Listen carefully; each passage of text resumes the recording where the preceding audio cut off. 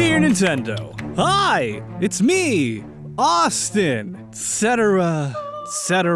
Oh, what am I? Am I not enthusiastic enough? Sorry, I am really tired. I just got over being sick with some sort of stomach thing, so I'm avoiding caffeine because it can do wonky things to your digestive tract. Last thing I need is a diuretic right now, but I am here. I'm sharp. My bowels are empty and my mind is clear. So, speaking of being sick, let's talk about viruses. Specifically, the Pokerus virus in Pokemon. This is something that's been on my radar for a while, and it wasn't actually my idea. It was an idea given to me by YouTuber Tierzu years ago, because that dude did microbiology in college, and that's where his brain goes, apparently. Anyway, I'm finally gonna do it now because I wanna, so thanks for the free idea, Tier. Or is it Mr. Zoo? Nah, whatever.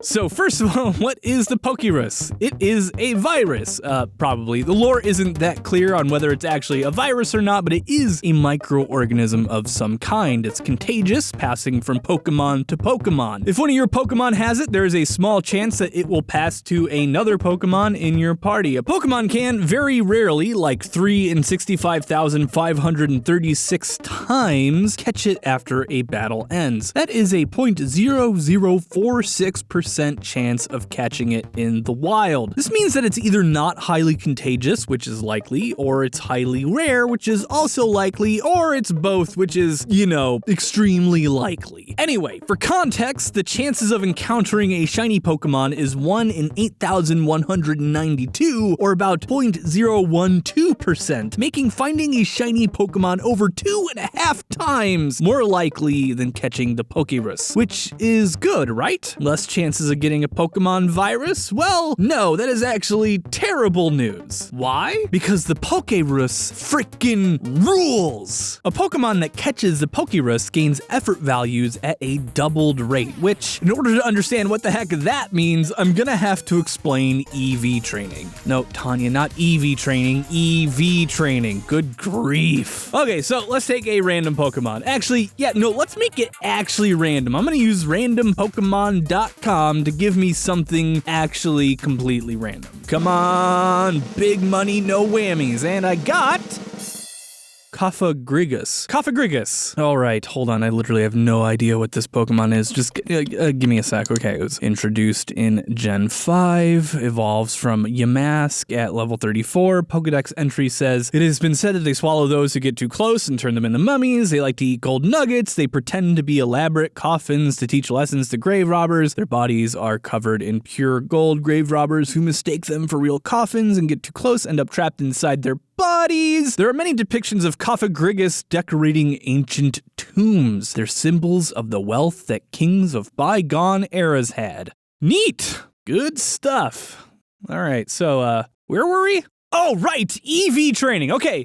Cofagrigus. Let's take a look at an average level 100 Cofagrigus. We're going to ignore IVs for y'all who are super into this. This is not an EV training guide. Cool your jets a little bit. Okay, so at level 100, Cofagrigus will have 6 stats: HP, attack, defense, special defense, and speed, with values of 226, 94, 265, 175, 193, and 58 respectively. Just at a glance, you can assume a few things. Cofagrigus has high health, high resistance to physical attacks, packs a punch like a me, and is reasonably strong at attacking with essentially Pokemon magical attacks. Also, it's just overall pretty resilient. So at level 100, this is the best that our Cofagrigus can get, right? Well, there's no more levels to be gained, ergo there's no possible way to improve this Pokemon's stats. Wrong. Dead wrong. This is where EV training comes in. EV training, short for effort value training, is a way of improving your Pokemon's stats without being shackled to the leveling system. Yeah, leveling your Pokemon does increase their stats, but you can push them even further than that. You may have experienced this a little with Pokemon vitamins, which will instantly and permanently boost a stat for essentially free, but these do have a limit. You can only use vitamins to increase stats by a total of 100, which is already pretty impressive. It means you can theoretically boost any stat stat by 100. You can take that paltry 94 attack and turn it into a 194 attack, making your Pokemon more well-rounded, or you can boost the defense from 265 to 365, making something that was already formidable against physical attacks nearly impenetrable. But this is just scratching the surface of the min-maxing that's possible in the Pokemon games, which brings us back to effort values. Effort values were the system that was put in place in Pokemon, well, a lot of people say that it was introduced in Ruby and Sapphire, but some form of it has existed in the Pokemon games going all the way back to Generation 1. But the system there was way more complicated and less fun. Anyway, in the current system, you can boost your stats by way more than this initial 100 from vitamins. By how much? Over 500 total. 510 to be exact. So how do you get this extra 410 points after shoving a bunch of pills in your Pokemon? By fighting other Pokemon. Let's pit our Cofagrigus against another, let's use our randomizer again. Okay, so we're in a Pokemon battle and a wild Baniri has appeared. Excellent. Cofagrigus, use Hyper Beam. What, you think, what, it's overkill? Just do it! I'm the Pokemon Master here. Nuke it with Hyper Beam! お前はもう死んでいる。何?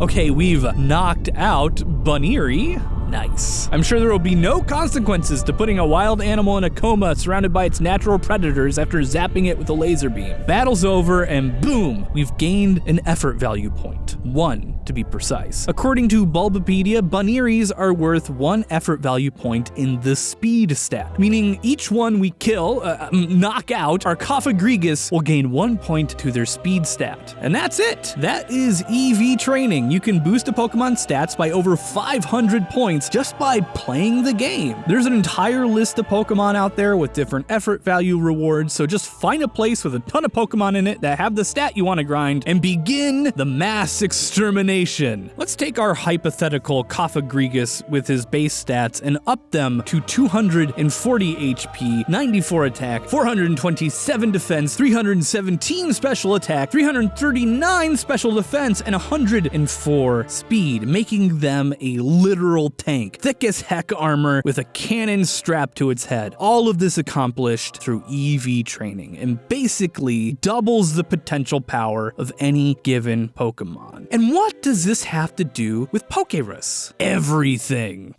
Pokerus has one single side effect that we know of. It doubles the EVs Pokemon receive from battle, making it a highly prized infection among the world's most serious Pokemon trainers, essentially halving the amount of time they have to spend EV training otherwise. That Baniri from earlier that only gave me 1 speed point, now it gives 2, and that's it. That's everything you need to know. And the thing is, as Tierzu pointed out to me ages ago, this makes no freaking sense. A contagious disease that is purely beneficial and is purely a virus? Really? That cannot possibly be possible, can it? Well, let's find out, because the answer may surprise you. Interestingly, beneficial viruses do exist. They're known as mutualistic viruses. And the more you know about the microcosmos of your body, the less surprising this should be. Between 1 to 3% of your body is actually not you. It's other things, other creatures you're carrying around with you. Meaning if you weigh 170 pounds like I do, hashtag dadbods unite, as much as 5 pounds of your body is viruses, bacteria, and fungi living on you and in you. Most of them are utterly harmless, and several of them are actually beneficial. Bacteria plays a key role in mammal digestion, for example, helping to break down things in your intestines into more easily absorbed forms. Things you're eating that would otherwise just pass through you are turned into useful materials by the things living inside you. This is why going on rounds of antibiotics can give you severe indigestion. It will literally wipe out the beneficial mutualistic bacteria in your your gut, making your food harder to digest. What's more, this bacteria in your gut doesn't just eat your food, they also reduce the chances of infection in your body, either by starving out other organisms that would use your waste to multiply and produce an infection or a toxic upspike in chemicals, or outright eating harmful bacteria. But why don't you always get super sick with an antibiotic-resistant infection every time you go on antibiotics? Because that's where viruses come in. When antibiotics kill off the beneficial bacteria in your gut, this allows viruses to thrive. Specifically, viruses known as bacteriophages, which are viruses that prey on bacteria. These things are everywhere, and they literally could not care less about your health. What they care about is replicating, and they do it very well. Usually, phages are